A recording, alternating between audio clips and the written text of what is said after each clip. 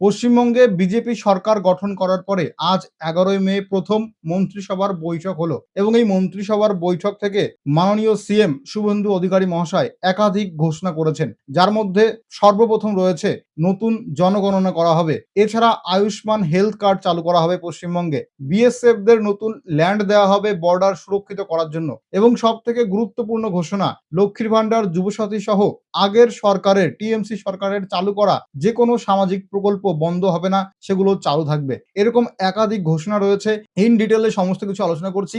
এই ভিডিওটা দেখে নিলে আপনাদের আর কোথাও কোনো কিছু দেখার প্রয়োজন নেই। ভিডিওটা সম্পূর্ণ দেখুন এবং এরকম গুরুত্বপূর্ণ তথ্য আরো পাওয়ার জন্য চ্যানেলটিকে সাবস্ক্রাইব করে নোটিফিকেশন আইকনে ক্লিক করে রাখবেন। এছাড়া আমাদের টেলিগ্রাম, হোয়াটসঅ্যাপ কমিউনিটিতে জয়েন হয়ে যেতে পারেন। প্রেস কনফারেন্স করে নতুন মুখ্যমন্ত্রী রাজ্যের সাধারণ মানুষদের উদ্দেশ্যে যা যা ঘোষণা করেছেন সেগুলো এক এক করে বলছি। প্রথমেই তিনি রাজ্যবাসীকে ধন্যবাদ জানিয়েছেন। নতুন সরকার গঠনের পরে প্রথম মন্ত্রিসভা বৈঠকও হয়ে গেছে এবং তারপরে প্রেস কনফারেন্স করে মুখ্যমন্ত্রী মহাশয় বলেছেন, এতদিন পরে রাজ্যে শান্তিপূর্ণ নির্বাচনের জন্য পশ্চিমবঙ্গের সমস্ত সাধারণ মানুষজনদের নতমস্তকে প্রণাম এবং ধন্যবাদ জানিয়েছেন। এছাড়া অপোজিশন মানে বিরোধী দল, সমস্ত বিরোধী দলের প্রার্থী, বিজেপিদের সমস্ত প্রার্থী প্রত্যেককে তিনি ধন্যবাদ জ্ঞাপন করেছেন, যেটা খুবই একটা সুইট গেস্টার। এরপরে বড় সিদ্ধান্ত, বিএসএফ কে জমি ট্রান্সফার বা জমি হস্তান্তর। রাজ্যের সীমান্ত সুরক্ষা করার জন্য বিএসএফদের প্রয়োজনীয় জমি যা লাগবে ৪৫ দিনের মধ্যে তা হস্তান্তর করার নির্দেশ দিয়েছেন।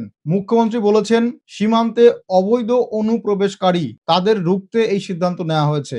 এছাড়া পশ্চিমবঙ্গে চালু হচ্ছে আয়ুষ্মান হেলথ কার্ড, যেটা বিজেপির অন্যান্য সমস্ত রাজ্যে চালু হয়েছিল, কিন্তু পশ্চিমবঙ্গে অন্য সরকার থাকার দরুন এই কার্ডটা চালু হয়নি, তার বদলে স্বাস্থ্যসাথী কার্ড সেটা চালু হয়েছিল। তবে এই আয়ুষ্মান ভারত কার্ড যতদিন না মানুষ হাতে পাচ্ছে ততদিন স্বাস্থ্যসাথী সম্ভবত চালু থাকবে, কারণ এটাও একটা সামাজিক প্রকল্প। তবে খুব শীঘ্রই আয়ুষ্মান ভারত কার্ড এই প্রকল্প চালু হবে, যার ফর্ম ফিল আপ শুরু হবে। এছাড়া কেন্দ্রীয় সরকারের বিভিন্ন যে প্রকল্প অন্য রাজ্যে চালু আছে কিন্তু পশ্চিমবঙ্গে চালু নেই, সেগুলোও চালু করার কথা বলা হয়েছে। এতদিন কেন্দ্র সরকারের কোনো প্রকল্পই রাজ্যে চালু ছিল না, কিন্তু কেন্দ্রীয় সরকারের সমস্ত প্রকল্পের অনুরূপ সিমিলারিটি অনেক প্রকল্প ছিল, কিন্তু এখন কেন্দ্রীয় সরকারের প্রকল্পগুলোই রাজ্যে নতুন করে চালু হচ্ছে, যার মধ্যে রয়েছে প্রধানমন্ত্রী জন আরোগ্য যোজনা, প্রধানমন্ত্রী ফসল বীমা যোজনা, পিএম শ্রী স্কুল প্রকল্প, প্রধানমন্ত্রী বিশ্বকর্মা যোজনা, বেটি বাঁচাও বেটি পড়াও যোজনা, প্রধানমন্ত্রী উজ্জ্বলা যোজনা 3.0। এই সমস্ত একাধিক প্রকল্প যেগুলো রাজ্যে খুব শীঘ্রই চালু করা হবে। এছাড়া বিশ্বকর্মা যোজনায় আগের সরকার থাকাকালীন ৮ লক্ষেরও বেশি আবেদন জমা পড়েছে, যেগুলো আটকে আছে, যেগুলো মঞ্জুর হয়নি। এই সমস্ত আবেদন দ্রুত কেন্দ্রে পাঠানোর সিদ্ধান্ত নেওয়া হয়েছে।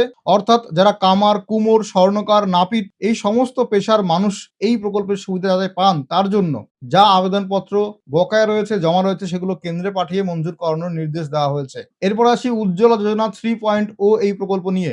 রাজ্যে ইতিমধ্যে বহু আবেদন জমা পড়েছে, কিন্তু সেগুলোকে কেন্দ্রে পাঠানো হয়নি, এরকমটাই অভিযোগ রয়েছে।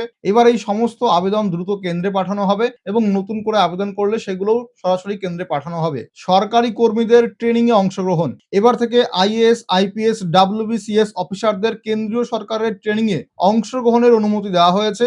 আগের সরকারের অলিখিত নিষেধাজ্ঞা তুলে নেওয়া হয়েছে বলে দাবি করা হয়েছে। এছাড়া পশ্চিমবঙ্গে চালু হয়েছে ভারতীয় নতুন বিএনএস, যেটাকে নতুন ভারতীয় ন্যায় সংহিতা বলা হয়। মুখ্যমন্ত্রী জানিয়েছেন, এতদিন অন্য সরকার থাকার দরুন রাজ্যে বিএনএস চালু করতে দেওয়া হয়নি, কিন্তু যেহেতু রাজ্য ও কেন্দ্রে এখন ডবল ইঞ্জিন সরকার, একই সরকার, তাই খুব শীঘ্রই এই রাজ্যেও বিএনএস বা ভারতীয় ন্যায় সংহিতা এই আইন চালু করা হবে। পুরনো যে আইপিসি ধারা ও সিআরপিসি ধারা সেটা পরিবর্তন করেই এই বিএনএস এটা কার্যকর করা হবে। এছাড়া চাকরি প্রার্থীদের জন্য রয়েছে দারুণ বড় সুখবর। এখনো পর্যন্ত কোনো নতুন নিয়োগের ঘোষণা তো করা হয়নি, কিন্তু ৫ বছর আরো অতিরিক্ত ছাড় দেওয়া হয়েছে বয়সের ক্ষেত্রে।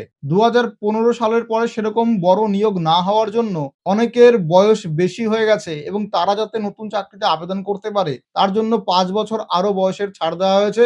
এসসি, এসটি, জেনারেল, ওবিসি সবাই এই ছাড়টা পাবেন। এছাড়া পরের ক্যাবিনেটে আরো বিভিন্ন ধরনের বড় সিদ্ধান্ত আসতে পারে, যার মধ্যে রয়েছে আরজিকর কাণ্ড, নারী নির্যাতন, প্রাতিষ্ঠানিক দুর্নীতি, পে কমিশন ও ডিএ বকেয়া। এই সমস্ত কিছু ধীরে ধীরে সবগুলোতে এক এক করে দেখা হবে, যেহেতু সময় কম থাকার কারণে যত নথি তারা পেয়েছে তার উপরে ডিপেন্ড করে যেগুলোকে আগে প্রাধান্য দেওয়া দরকার সেই অনুযায়ী সিদ্ধান্ত নেওয়া হয়েছে। এছাড়া রয়েছে জনগণনা। সরকার দাবি করছে ২০২৫ সালের জনগণনা যার ফাইল এই সরকার আগে আটকে রেখেছিল। এবার থেকে জনগণনার কাজ শুরু করার নির্দেশও দেওয়া হয়েছে। এছাড়া আগের সরকারের চালু করা যে কোনো সামাজিক প্রকল্প, লক্ষ্মীর ভান্ডার, যুবসাথী, কন্যাশ্রী, রূপশ্রী, যত সামাজিক প্রকল্প চালু আছে সেগুলোকে বন্ধ করা হবে না। তবে এটা নিশ্চিত করা হয়েছে যাতে সঠিক লোকজন এই ভাতার সুবিধা পায়, তার জন্য ডিবিটি বা ডিরেক্ট বেনিফিট ট্রান্সফারের মাধ্যমে আরো স্বচ্ছতার সঙ্গে, আরো ট্রান্সপারেন্সির সঙ্গে টাকা দেওয়া হবে। অর্থাৎ এমন অনেক দেখা গেছে যার বাড়ি সরকারি চাকরি আছে তার বউ লক্ষ্মীর ভান্ডার পাচ্ছে, অথবা যে চাকরি পেয়ে গেছে বা কৃষক বন্ধু পাচ্ছে, একসঙ্গে সে যুবসাথীও পাচ্ছে এবং অন্য প্রকল্পের সুবিধাও পাচ্ছে। এরকমটা আর হবে না। আরো ট্রান্সপারেন্সি, আরো স্বচ্ছতার সঙ্গে শুধুমাত্র সঠিক লোকজনই এবার টাকাটা পাবে। এবং যতদিন না অন্নপূর্ণা ভান্ডার, যুবশক্তি ভরসা কার্ড এরকম অল্টারনেট প্রকল্প কেন্দ্র সরকারের পক্ষ থেকে বা রাজ্যের বিজেপি সরকারের পক্ষ থেকে চালু করা হচ্ছে, ততদিন পর্যন্ত এই লক্ষ্মীর ভান্ডার, যুবসাথীর যেরকম ১৫০০ টাকা প্রতি মাসে পেতেন সেরকম পাবেন। এবং নতুন প্রকল্প চালু হলে আমরা জানতে পারবো যে কোন প্রকল্পের অল্টারনেট কি আসলো এবং কত টাকা ভাতা বাড়ানো হলো ইত্যাদি ইত্যাদি। তার জন্য আপনাকে আরো ওয়েট করতে হবে, কারণ সবেমাত্র সরকার গঠন করেছে,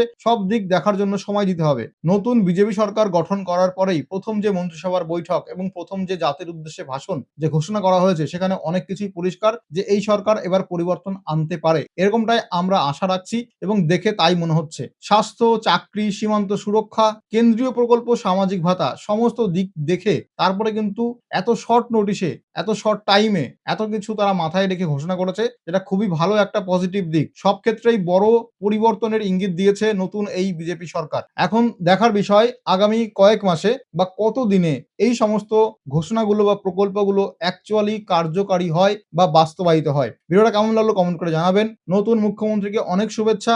আমরা আশা রাখি আপনি এবার পশ্চিমবঙ্গকে পরিবর্তন করবেন। সুস্থ থাকুন, ভালো থাকুন, সুরক্ষিত থাকুন। দেখা হবে আরো একটা ভিডিওতে, আরো এরকম একটা গুরুত্বপূর্ণ টপিক নিয়ে।